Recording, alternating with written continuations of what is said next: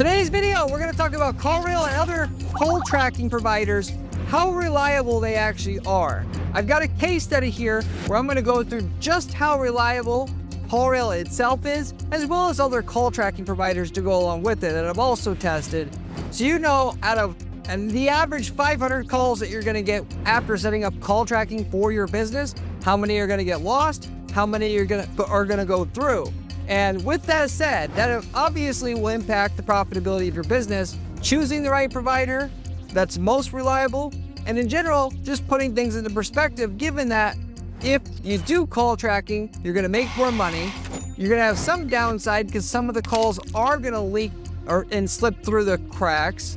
And I'm gonna highlight, if you stay to the end of the video, how much more money you're gonna make with the call tracking, and then how much you're gonna lose with call tracking in terms of the calls that are gonna be dropped. So stay to the end of the video for the hard numbers of this case study that I'm gonna go over here. In general, CallRail is the best call tracking software that you can get. And I'm not just saying that because I'm paid by CallRail. I don't get any money from them. This is just something that I've tested all the main ones, you know, call tracking metrics, Mongoose metrics. Call tracking on CallRail is just the best. Not only more reliable, like I'm going to talk about on today's video, but also has way more reliable features. The UI is good. The only downside with CallRail is it doesn't track enough countries. Call tracking metrics tracks more countries. That's the main only other reason why I would use something else other than CallRail, because given the amount of features, the reliability, and the price, which is comparable to the other mainstream services, there's no reason at all not to use anything else. I would, if it were 3 times as expensive, maybe, but it's not. So for that matter, stick with CallRail. It's going to get you the best results.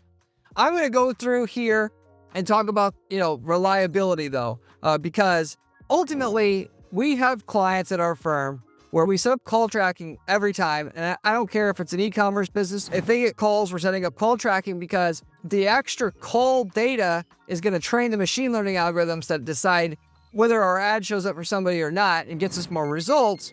With that, what is the downsides of using the call tracking provider like CallRail in terms of the drop calls you're going to get, and do you actually want to actually have it or not? The other downside, by the way, that our clients mention, given that people say, hey, once in a while, a customer complained that they tried to call, the call did not come through. The other complaints are, I'm getting these calls that are like ghost calls. Nobody's on the other end of the line. It's weighing down our sales team, which there's a way to fix that by, getting rid of problematic numbers that are getting spammed, / just upping the level of filtering of spam calls inside CallRail, which you can do a press 1 where when somebody calls, they have to hit 1 before getting connected. And that'll get rid of almost all that problem with basically no drop off from somebody having to hit 1 in order to have the call connect. It's not ideal. There is some drop off, but you basically aren't going to notice it from our testing. Once in a while, there's an issue with call tracking, the call reception, rarely though, that being another thing. And then finally, the complaints that our clients have is that they don't want to weird out their users. So they go to the site, why is the number changing? They think their customers are going to be weirded out by it. I think it's 100% overblown, even though I've never really done any studies about it. But, respectively, people have seen it so much, they're used to it already. And for that matter, when a client says they don't want people to see a tracking number that has been their customers for life, just coming back to the site and seeing a different number, it might weird them out. I see there's some validity to that, which is why with CallRail and other mainstream platforms, you can actually only have the tracking number show up for the user if they came from an ad. Because the most important thing with call tracking is you track your ad performance, not everything else, which I would still track it anyway because I want that data. I want data in terms of calls for all traffic sources so that if my sales are down, I can see, is it my organic that's down or is it my ads that is down, so I can right away do something about it. Respectively, by default, we just track our ad calls because we know clients don't want tracking numbers to show up for people that are already customers going to the site, even though I mentioned the usefulness of having that extra data for the reasons I just said. So clients sometimes question about how the call tracking works and is it worth it? And then more importantly, can I trust that it won't drop my client calls when they're coming in so that Is it going to be a roadblock for people to get in contact with me? And then with that, I've tested this so you don't have to really guess anymore. Certainly drop calls happened, but I was also curious just how much it's going to affect your results. Now, I did a study on this a while back, about 2 to 3 years ago, where I wanted to see how much the calls are getting dropped, because I've heard it enough times, I was getting concerned about it. But then I also did another case study just recently, just before making this video, to identify how many dropped calls were coming in. So I know what to confidently tell the client, because, they'll say, hey, I had a call drop, and then I got to fire back with an intelligent answer. And I can say, yes, you got a call that was dropped, but 99 out of 100 calls are not going to be dropped. And I can say that confidently because I've ran a case study on this and I know what I'm actually suggesting you to do. So with that said, we had 5 different client accounts that we studied. Of each, we did 100 test calls for each. So we actually, just to lay the groundwork here, we actually went to the client's website, waited for the number to rotate and show up, then called it, if you will. And we did this after changing up the web browser user agent. We did this on different browsers in general. We did this on different devices in general. We have a staff that works at our agency, and I had a bunch of people do the test calls and then record. And I had 10 different employees do it. 10 employees doing 10 different calls on 10 different browsers / user agents. There's a way that you could change the user agent so it looks like it's from a different device as well, just to kind of mix it up some, because I was just curious if that affected anything. And otherwise people could say, well, you just call 100 times from the same device. How do you know that, this is a valid case study? So anyway, that is how we ran the test specifically. Now, here is the results that we got from this test. Account 1 or client 1, out of 100 calls, 99 they went through fine. 1 of the calls did not go through fine. By the way, I picked people that did not have a press 1 the press 1 on the account, where you had to press 1 to get connected itself. That in itself, I don't think affects things, but just to make everything consistent here, I did it that way. Account 2, we had 100 calls, went through, and 0 dropped off. Account 3, we had 100 calls, also 0 drop. Account 4, we had 98 calls with 2 drops. And then account 5, we had 100 calls with 0 drops again. So as you can see here, it's not as big of a problem as you think. Yes, people like to panic and react emotionally. We're all emotional creatures. When you're talking about marketing, you've got to be unemotional about what you're doing. You got to understand the consumer buys on emotion and justifies with logic. That is the case. But when something happens, you have to put it into perspective. Otherwise, you're just never going to be super successful at marketing, because there's always good and bad to everything you're doing. It's only a question is what you're doing, is it have more upside than downside? Because everything is basically gray, unless you're going to, limit yourself to like the most sure of the sure things. And that's not where the great returns are. Call tracking adds another variable to what you're doing. And so now it makes it more complex, and people hate complexity. But I'm sorry to break it to you, making millions of dollars online, running a website and advertising it is not a simple task. And if it were, everybody would be freaking rich. So yes, you have to consider what is the upside versus the downside here. But I've already done the heavy lifting for you here to let you know, first of all, how many drop calls you're going to expect. It's going to be probably, and I actually got better results here than we had before, but we're talking about from 0.1 to 1% drop calls. Out of 100 calls, you're going to get like 1 or less dropped. The actual uptime of CallRail, where the service was working fine, is 99.4% uptime. So pretty damn good. You may say, well, what if that call was a multi-million-dollar deal and I missed it now? Fair enough. I don't really have a response to that other than to say how much more you're going to lose by not having call tracking, and I'll get to that in a minute. But just as an aside, all these drawbacks that people or clients bring up, which I can't fault anybody for bringing them up, but they all can be justified if you're just thinking rationally and unemotionally about the issues at hand here. People not wanting your customers to see a tracking number, you can import or port in your actual real phone numbers to CallRail so that the tracking number that shows up is the ported number. So that's one of the ways that you can kind of rid of your concerns there. And then not only that, by the way, with CallRail, you can buy out the numbers. So if you ever wanted to quit CallRail, you could buy the numbers and then those numbers will permanently forward to your business line. So it's something else to consider as well. Obviously, as it comes to the reliability, it's really not a non-concern, as I'm going to show and really bottom line for you here in a minute. Yes, the number rotates on the website. Sometimes you'll see the number and then it will update. The best way to fix that is to simply put the CallRail script in the header of the website versus the footer so it loads quicker. Even though you have that, it's still going to be noticeable. It's still going to rotate if you're paying attention to the number often, but it'll certainly be noticed way less. So that's another little pro tip for you as well. Now, getting back to the topic at hand here, is this still profitable? Even though you can lose a big deal potentially on the guaranteed calls that you're going to miss, no matter what, just using CallRail. Before I dip into that data as well, and I put this in the frame of reference here. If you haven't subscribed to this channel yet, you absolutely should, because I have the best information on this channel about how to make money with ads. I go over step by step how to do that. Given I just manage about 50 different ad accounts at any given time and do the strategy, that is, I have a team that helps us execute, that I personally train and monitor for our clients in terms of the work we're doing, but I do all the strategy. And everything I find works as well as doesn't work, I give to you for free on this channel, which is unique because most of the people on YouTube talking about ads are showmen. They're not actually in the weeds doing the work.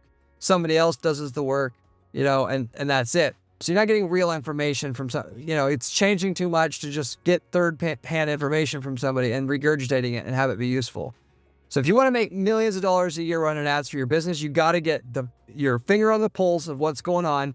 I'm giving you that constantly on this channel. Furthermore, you should check out my blog on my site at guaranteeppc.com/blog. The blog has step-by-step information on the strategies we're using to guarantee results for our clients that you can guarantee your own results with. I've got them laid out with the screenshots, everything you need to use them. If you like the channel, you should definitely check that out as well. By the way, if you have any questions about anything I'm covering or any marketing-related questions, you can contact me 3 ways. One of which, just leave me a comment in the comment section. 2, I've got a really great group that I started on Discord that you can find the link to in the video description. I'm answering questions in there, and of course, there's a ton of people who follow this channel who also can answer your questions in there as well. And then, of course, number 3, you can reach out to me at my site at guaranteeppc.com, and I'll do a coaching call with you where I go through exactly what your problems are, what you're trying to achieve, and I'll let you know in a 30-minute conversation what you need to do. So that's available as well. Our main business, by the way, is still we run our clients' ads. It's a done-for-you service. But it's unique in that we do not charge our clients management fees if we can't get them a certain minimum lift in profitability on our efforts up front. That is a raise in sales of a certain minimum amount or a raise in qualified leads of a certain minimum amount on the same ad spend as before or at a set ad spend. So basically a guaranteed ROI, if you will, on our time. We may not be able to guarantee you a certain specific number of sales, but at least we're not going to get paid at all. Unless you make money, we're not going to make money with that situation. We almost get the results every time. If there was a reason why you didn't get the results we said you would get up front, we're not going to take a penny from you. Nobody else does that in the whole space. If you're interested in that, reach out to me at my firm and I can get you a projection of results going out 8 quarters. And then what we would do to get those results, of course. You can reach out to me at guaranteeppc.com as well for that. And I've got templates available as well. If we've worked in your niche market before, we've worked in hundreds of different niche markets. We can sell you the winning ad template that works for your market, which I can tell you the results you're going to get with it up front. And ultimately, you don't have to go through all the hell that we did to figure out how to get results in your market. Spending all the money that we had to spend to figure it out. For instance, if you're a plumber, I spent at least $10 million in the plumbing space running ads. And we found out the perfect way to do it. You can get the ads, landing pages, and just use it for yourself, get the same results we did, to get the 10-to-1 return on ad spend that we were getting for yourself, none of the work. So if you're interested in that, let me know. We worked in hundreds of different niches, so chances are quite high we've got the template you're looking for. Or, if you're looking to start a new business, starting with a template that already works is the easiest way to do it. Truly, it's like having a business in a box. So with that said, now putting this into perspective on potentially losing a call for every 100 calls that are coming in, that sounds bad on paper, okay? But take it from me. I've set up and run hundreds of ad accounts over the years. I've probably audited at least 1,000 already at this point in the last 20 years of doing this. I've always tracked phone calls on the campaigns that we run. And if a client comes to me and say, oh, Corey, I don't know, we don't need call tracking, I say, you know what? Call tracking, I'm not working on this because all you're going to do is bitch at me if you don't get results. And then if I say it was because we didn't do the call tracking, you're not going to admit that you made a mistake. And then you're just going to blame me. And we're wasting everybody's time, essentially. If you want results, we got to have the proper tracking data, regardless of, these, concerns that you have about the call tracking. It's okay to raise these concerns, but at the end of the day, the data is the data, which is you're going to lose between a call every 100 calls to one every 1,000 calls because you're using CallRail. It's software, VoIP systems, they are what they are. It's just the way that it is. But you're going to get 3 times the results long-term with call tracking versus not call tracking. Why is that? Well, number one, which is the lesser point here, you're going to be able to optimize and get more calls when you track calls because the algorithm that runs the ads is going to learn from it, especially with Google ads and Bing ads, but also with Facebook and other platforms as well, the mainstream platforms. Even if you were running magazine ads, it would still be get you a huge return because at least you can find out which magazine works by tracking the calls. Any marketing you should be doing call tracking, but that's not the bigger point. The biggest point here is being able to track the phone calls that you get that turn into sales. If you're an e-commerce business, you should be tracking calls in general and using the extra call data, whether the call happened or not, to steer the ads, in addition to having the cart purchase tracking data. That will give the algorithm extra data to optimize from, and you'll make more just from that. In addition, if anybody puts an order through over the phone, you also can import those offline sales to your account and get a lot more results from that. And so in an e-commerce space, you're getting double-digit increases in profitability no matter what, just at least if it's in a market where people will call, which if you're selling something for more than $100, they're calling and asking questions, and you want to optimize for a person that at least calls because it gives the algorithm positive data of knowing what to optimize for instead of just waiting for them to purchase or not purchase. They're going to get more data quicker. It's going to train the algorithm quicker and get your results quicker, a lot quicker. Cutting down the time it takes to get to a certain peak point with your account a lot sooner, twice as fast as you would otherwise.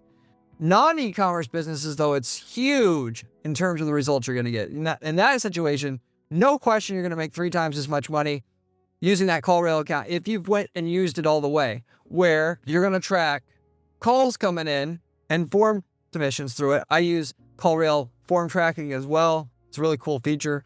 But a call comes in, you train the algorithm based upon what's producing calls, what's not, so they can see, okay, the person that, typed this keyword in and has this income and visits these websites and like this competitor and their typical person who calls. But that's, again, not the bigger point. The biggest point is tracking whether those leads are qualified and turn into sales and how much they spent. In a lot of markets, you can't track whether the person buys or not because the purchase size is so big, it takes months, if not years, for them to close. And at that point in time, you can at least track if the lead's qualified, you can score the lead, and then you can import that lead score into Google Ads and then tell the system of Google Ads, optimize for leads with the highest lead score, and you get tremendous extra results that way. Huge results that way. And you're going to make 3 times as much money because it's optimizing for qualified leads, not just any lead, because the cheapest leads are never the best lead. But if you can typically close a sale within 90 days, like 80+% of sales close within 90 days, then you could just actually optimize on profit. That is revenue over ad spend, and that crushes it. I mean, the difference between optimizing for the cheapest cost per lead versus optimizing for profit is a factor of 2 to 3 in and itself, let alone just having that extra data about who calls and who doesn't call, which adds to the revenue data or the lead quality data, which Google is going to look at both in order to get you more results. So even if you're an e-commerce business, you're getting double-digit increases in profitability long-term. If you're non-e-commerce, it's at least triple what you're going to get by default without it. So you're losing 1% of your calls here is absolutely nothing in the grand scheme of things. In fact, if I could lose 10% of my calls, 30x my results, I would obviously do it. It's all, you got to put it all into perspective here. The upside is 10 times what the downside is, more than 10x. It's 100 times what the downside is. So you just got to get unemotional about it. Realize you got to go through and have some downside here to get the upside. And that's why I made this video, and I wanted you to know what I gave you here. And I actually ran the case study so you know how much calls you're going to can expect to lose for yourself in your own situation. Now, not to say you might not, in some of you guys' situations, hit a bad streak, because it seems like with CallRail, there's patches of time where you might lose 2 or 3 or 4 or 5 calls out of 100. And then there's times where it'll go 5,000 calls and you won't get a single drop or a couple drops. You know, you get what I'm saying. Like, I don't know what it is, what they're doing on the back end. This is the way that it's been since over 10 years since I started using them. Clients will complain, and then all of a sudden it's whisper quiet for a long, long time. And then all of a sudden, but when you add it all up here, you're not talking about much. Okay. So at the very least, you can run this same test for yourself. So if you were concerned at all, don't just rely on my data. Do it the same test for yourself. It's not that hard to run this test, obviously. Be nice to know from CallRail what their uptime figures are. I've never asked them for that. I'd like to know if CallRail, if you're ever watching this, I'd love to see those figures. But generally speaking, all our clients ask, they question using CallRail when missing calls. But when I explain what I've explained to you, they're all fine with it after that. Because like I said, it usually comes up all of a sudden for like a week. They get 2 or 3 missed calls. They're really pissed. And then after that, it just, you see, CallRail, the system, they whatever made it up, whatever update to fix that. And then they don't get a missed call that they've noticed for the next 2 years. You know, it's like all at once. And they get the information because customers say, I tried to call and it didn't work. And they'll call once, it didn't work, which, by the way, what they do is they call again and they get through. Or they, you know, perhaps try to call from a different phone and then they get through. So that, you know, but that said, you know, the general trope in business is if one customer is complaining about something, there's 10 more thinking it, they just didn't say anything. So yes, you know, one person says that they couldn't get through, really 10 people couldn't get through. But when it's only 1 or 2 people a year, and then now 10 calls didn't get through, but you've had 1,000 calls, you just got to put it in a frame of reference for yourself. So with that said, I'm going to wrap it up with that though. Hopefully that made a lot of sense, eased your concerns about this, made you confident again about using call tracking for yourself and your business, because you absolutely should. Thank you very much. If you want to see another video, click here. It is one of my best ones.